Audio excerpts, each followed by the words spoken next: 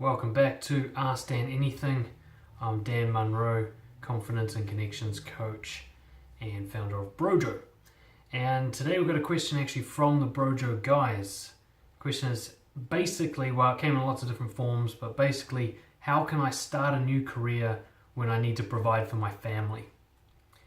And so we're going to have a look at that one today. And just a reminder, subscribe below or at the end of the video if you want to keep receiving free weekly content on confidence and connections.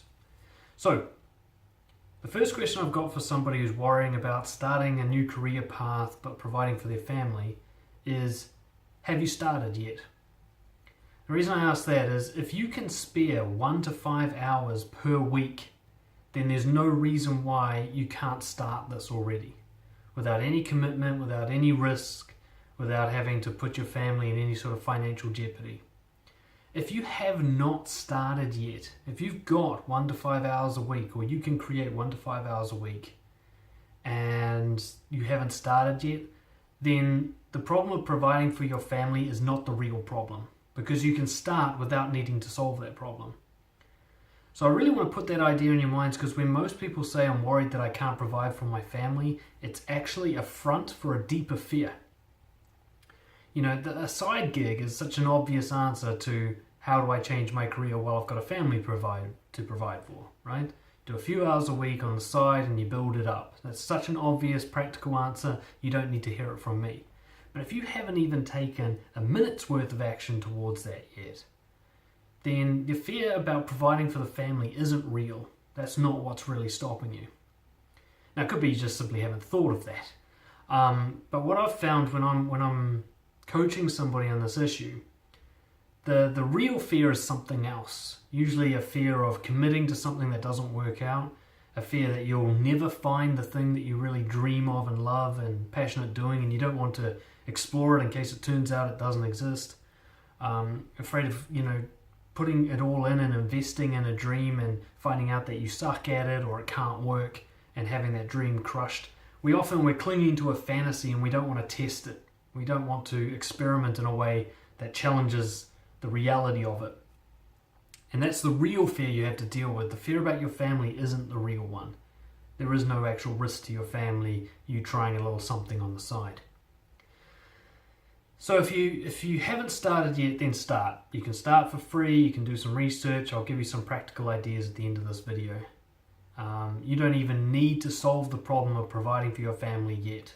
Right? Keep your day job, do something on the side, talk to your partner and kids about getting 1 hour per night to yourself so you can try this thing on the side. If you haven't done that yet, you don't even have a problem yet. Okay? Get started, then we'll talk about providing for your family. If you have started and you're struggling to go full time, so you've maxed out the number of free hours in your week for this side gig, and now you're at a point where you literally cannot do any more, and you need to go full time in order to be able to fully test this thing, which is something I've been through, not with a family to provide for, but definitely for myself to provide for, right? Like, I gotta eat, and I was scared that I wouldn't.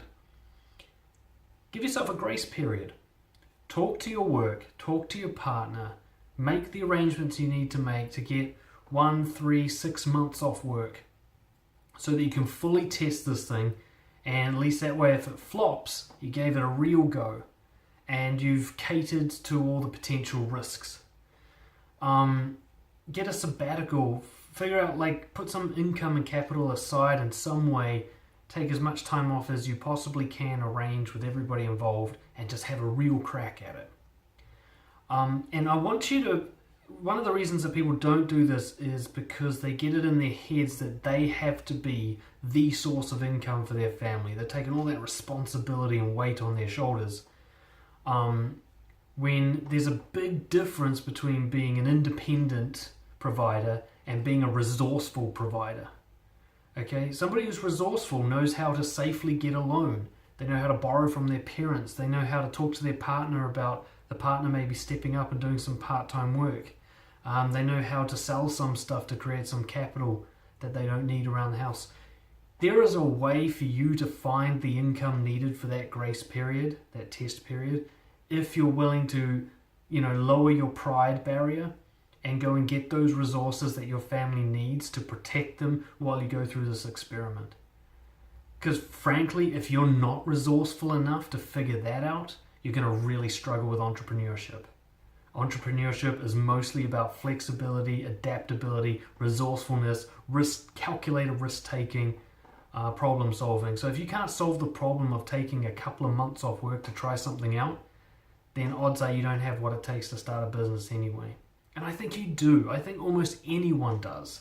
But you just got to push it. You got to swallow your pride and go to your parents and say, can I borrow, 10K just to make sure we can get through this period? Or go to your partner and say, look, I know you've got about 10 hours a week. How do you feel about doing some part-time work?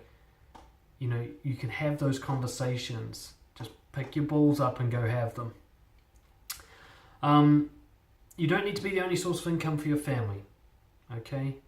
You do need to be a source of enjoyment of life for yourself. Your family requires that. You want to be a good father to your kids or a good wife to your husband, then take care of your business. Right? Take care of yourself. Do something you love so that you're an enjoyable person to be around. Right? This is for them as much as it is for you. Okay? You're not selfish in doing this. In fact, you're giving. Now, finish up with some practical ideas. If you're not sure yet what it is you want to do, you just want to do something different, you want to free yourself from that fucking matrix of rat race, working for somebody else and making money for them, there's a bunch of options. Freelancing. Get onto a site like Upwork.com and start looking at what people do at an hourly rate. Okay? There's everything. There's yard work, there's copywriting, there's networking, there's business planning, there's all sorts of stuff you can do which somebody will pay you an hour by hour rate and you're self-employed. Really easy to do.